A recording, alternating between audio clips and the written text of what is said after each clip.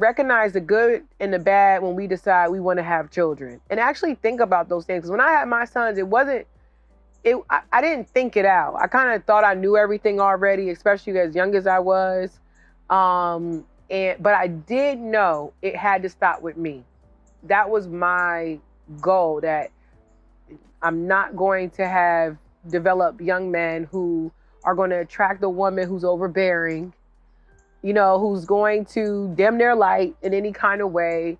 And so simultaneously had to make sure that I wasn't who I saw in regards to the sides of my parenting or upbringing that wasn't good, that I saw that was a pattern.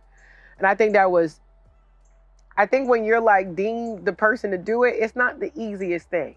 No. It's not easy at all to go against layer after layer after layer after layer of doing the same thing in the same way. And then us as Black folks, I think we really got to dig deep that some of our upbringing is the people who oppressed us. You know what I'm saying? The teaching, the food, which we're going to talk about in another topic, another episode, that these things that we experience, our parents' experience, was based off of a lot of it from being them in fear. That's just deep. And if you look at it, there's where they say, oh, well, all the Black women are overly independent, and then we need the guys to step up. If you really read that whole thing, it's almost like the breakdown of where it is today.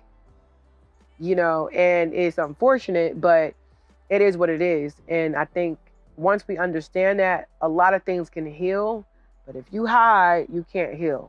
Okay. I want to hear from the audience if you felt like you were the one who had to do a lot of different things than what you were brought up on. Not saying that everything was bad, but what would be the thing to create legacy? Because I feel like that should be the goal, where, you are building not just an empire, and it's not even really just about money. It's just about happy ass people.